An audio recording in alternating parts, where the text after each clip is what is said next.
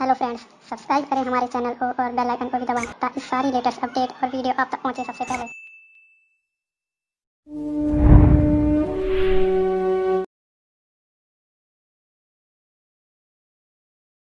Welcomed in our channel Gyan Ki Shakti.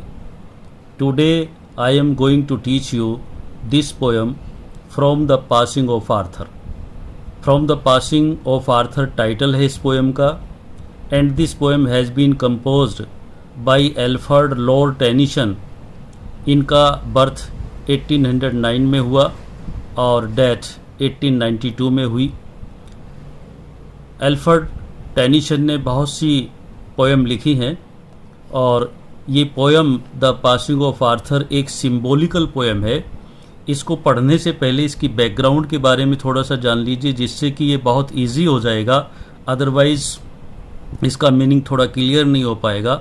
तो symbolical poem है। Symbolical का मतलब होता है प्रतीकात्मक, और सिंबॉलिकल का हिंदी मीनिंग होता है, अर्थात एक ऐसी पोएम है जिसका गिवन मीनिंग कुछ और होता है, लेकिन उसके पीछे जो छिपा हुआ है उसका रियल मीनिंग कुछ और होता है।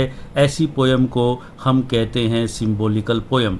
अर्थात इसमें कुछ सिंबल हैं, कुछ प्रतीक हैं और उनके बारे में बताता जाऊंगा। The passing of Arthur, Arthur एक किंग का नाम है, राजा का नाम है।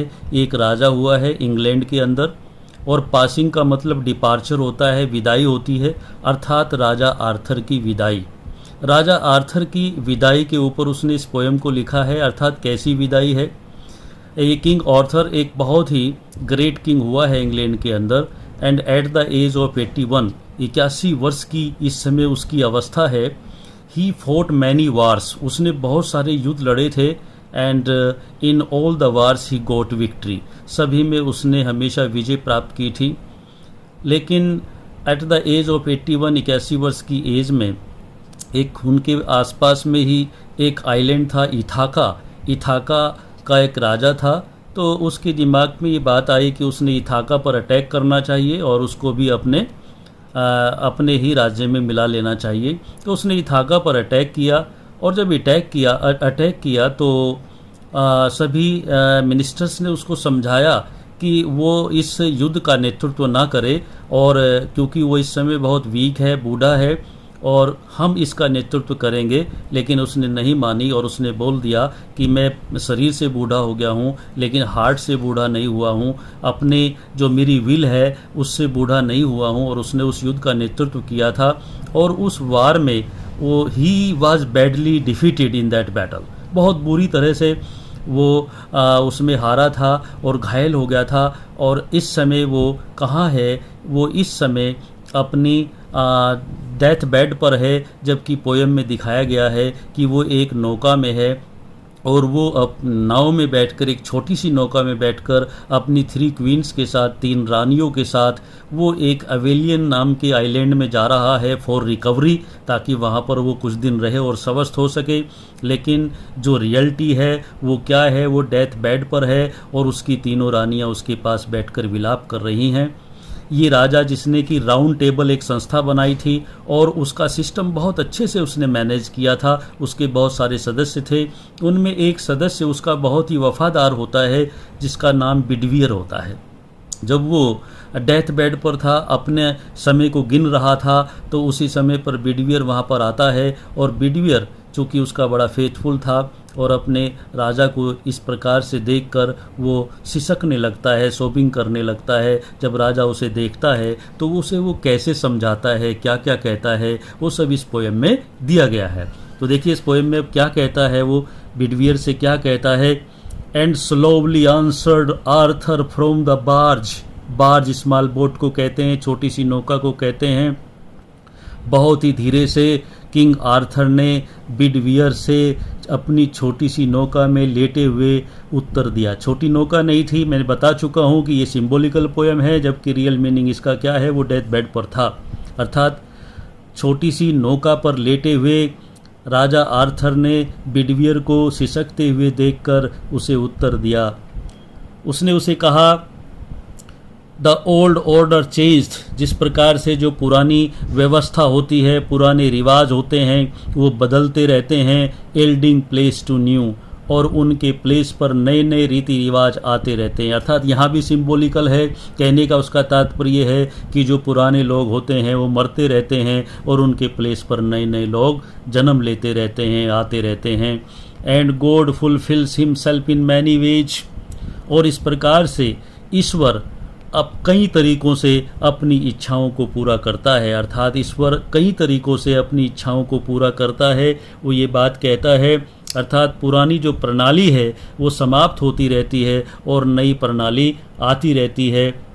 वो ये भी कहता है लेस्ट वन गुड कस्टम, कस्टम रिवाज को कहते हैं, लेस्ट मैंने कहीं ऐसा ना हो, should corrupt the world, corrupt मैंने भ्रष्ट बनाना, कि पुराने समय से चली आ रही एक जो सिस्टम है, एक प्रणाली है, कहीं ऐसा ना हो कि वो पूरे संसार को भ्रष्ट कर दे, तो उसका बदल जाना ही आवश्यक है और ज़रूरी है। कंफर्ट दाई सेल्फ, आगे कहता है कंफर्ट दाई सेल्फ, अर्थात वो समझा रहा है बिडवियर को और कहता है कि तुम धैर्य रखो, अपने आप को संभालो।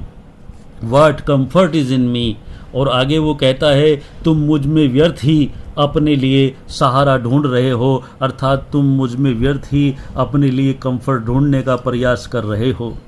I have levied my life, मैं तो अपना जीवन जी चुका हूँ, अर्थात मैंने बड़े आराम से, बड़े सार्थक ढंग से अपना जीवन जिया है। And that which I have done, और जो भी कार्य मैंने इस संसार में किए हैं, इस दुनिया में किए हैं, he with in himself make pure, अर्थात मैंने तो अपनी तरफ से उनको अच्छा ही करने की कोशिश की है। मैं समझता हूँ कि ईश्वर उन्हें स्वीकार करेगा और जो उनमें त्रुटियाँ रही हैं, जो मेरे से मिस्टेक हुई हैं, उनमें और भी अधिक प्योर बनाने की आप कोशिश करना, और ईश्वर भी मेरी त्रुटियों को, उन मिस्टेक्स को माफ़ करेगा। बट दाऊ, अब दाऊ का मीनिंग यहाँ पर यू से है, और यू किसके लिए आया? बिडवियर के लिए आया है। वो बिडवियर से कहता है लेकिन जहाँ तक तुम्हारा ताल्लुक़ है, तुम्हारा संबंध है, मैं तुमसे यही कहना चाहूँगा, if thou shouldest never see my face again, यदि इस दुनिया में आज के बाद तुम मेरा ये चेहरा, मेरी ये शक्ल दोबारा ना देख पाओ, अर्थात मेरी मृत्यु हो जाए। प्रे फॉर माई सॉल, तो उस ईश्वर से मेरी आत्मा की शांति के लिए प्रार्थना करना, ये बिडवियर से कहता है। आगे उसका इंपॉर्टेंस भी बता रहा है। More things are wrought by prayer, more things are wrought by prayer, क्योंकि बहुत सी ऐसी चीज़ें हैं जो ईश्वर से प्रार्थना करने पर प्राप्त कर ली जाती हैं। Then this world dreams of, dream मैंने कल्पना करना या सोचना, जिनके बारे में लोग सोचते ही रह जाते हैं, वो चीज़ें भी ईश्वर से प्रार्थना करने के द्वारा या करने पर प्राप्त कर ली जाती हैं। इसीलिए वो कहता है कि तुम्हारी प्रार्थनाओं का प्रवाह मेरे लिए जारी रहना चाहिए और मेरी आत्मा की शांति के लिए तुम ईश्वर से प्रार्थना करना। आगे कहता है wherefore let thy voice rise like a fountain for me night and day, जिस प्रकार से एक फवारा होता है, एक फाउंटेन होता है और वो 24 घंटे अर्थात निरंतर चलता रहता है, उसमें से बौछारें चलती रहती हैं, उसी टाइप से तुम्हारी प्रार्थनाओं का प्रवाह भी मेरे लिए उस फवारे की तरह होना चाहिए, अर्थात निरंतर लगातार कंटिन्यूअसली तुम्हें मेरे लिए ईश्वर से प्रार्थना करनी चाहिए। यहाँ पर उसकी प्रार्थनाओं को उसने फाउंटेन से कंपेयर किया है। आगे उसको समझाया है, वो सिसक रहा है, रो रहा है, वो बताता है कि for what are men better than sheep or goats, कि इस दुनिया में मानव है जो कि एक बहुत ही अच्छा स्कल रखता है, खोपड़ा रखता है, उसमें सोचने की शक्ति है, उसमें एक विकसित मस्तिष्क है, लेकिन शीप और गोट्स में अर्थात पशुओं में वो मस्तिष्क नहीं है, वो उससे वंचित हैं। That nourish a blind life, उनका जीवन एक ब्लाइंड लाइफ है, अर्थात केवल वो अपना इस दुनिया में आकार बढ़ाते हैं, खाने के लिए ही वो एक या दूसरी चीज़ों को ढूंढते रहते हैं विद इन द ब्रेन, लेकिन उनमें ब्रेन नहीं होता, ब्रेन से वो वंचित होते हैं।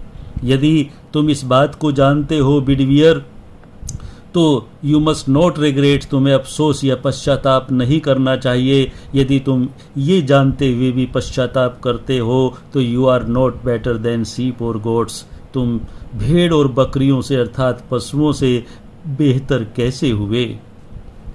आगे कहता है इफ नोविंग गॉड, यदि तुम गॉड को जानते हो, they lift not hands of prayer, तो तुम्हारे ये हाथ हमेशा ईश्वर से प्रार्थना करने के लिए जुड़े रहने चाहिए, अर्थात हमेशा तुम्हें प्रार्थना करते रहना चाहिए। Both for themselves no and those who call them friend, आगे वो कहता है ईश्वर से कंटिन्यूअसली आपको प्रार्थना करनी चाहिए, बोथ फॉर देमसेल्व्स, अपने लिए भी, एंड दोज, और उनके लिए भी, हु कॉल देम फ्रेंड, जिनको कि तुम अपना मित्र मानते हो या मित्र समझते हो।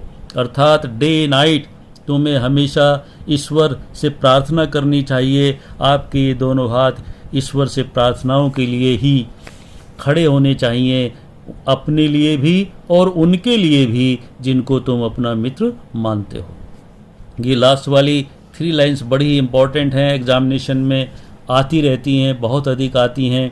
इन पंक्तियों में उसने बताया है for so the whole round earth is every way bound by gold chains about the feet of God. बहुत ही इसका मीनिंग क्लियर है, लेकिन रियल मीनिंग कुछ और है कि देखिए क्या कहता है, for so the whole round earth is every way, हमारी ये पूरी पृथ्वी जो कि प्रत्येक छोर से गोल है, बाउंड बाई गोल्ड चेन्स, जो कि सोने की जंजीरों के द्वारा बाउंड अर्थात बंधी हुई है, about the feet of God, भगवान के पैरों से, चरणों से।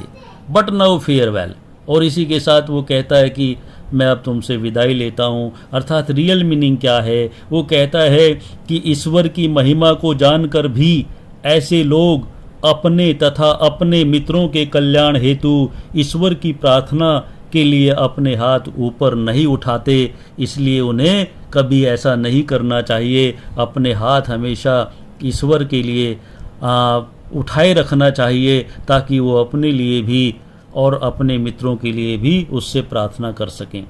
आगे कहता है यह गोल पृथ्वी हर तरीके से सोने की जंजीर द्वारा ईश्वर के चरणों से बंधी हुई है, अर्थात पृथ्वी पर निवास करने वाले लोग प्रार्थना रूपी बंधनों से अपने आध्यात्मिकता से ईश्वर से जुड़े हुए हैं और ईश्वर से ही वो सब कुछ प्राप्त कर सकते हैं। इसलिए बिडवियर को लास्ट में समझाता है कि हो सकता है कि आज के बाद इस दुनिया में मैं ना रहूं, लेकिन मेरे द्वारा जो किए गए कार्य हैं उनको और भी अच्छा बनाना और मेरे लिए ईश्वर से प्रार्थना करना, ताकि मेरी आत्मा को शांति मिल सके। और इसी के साथ बट नाउ फेयरवेल, अब मैं तुमसे विदा लेता हूँ, ऐसा कहता है किंग आर्थर बिडवियर को। इसी के साथ ये पोएम खत्म होती है।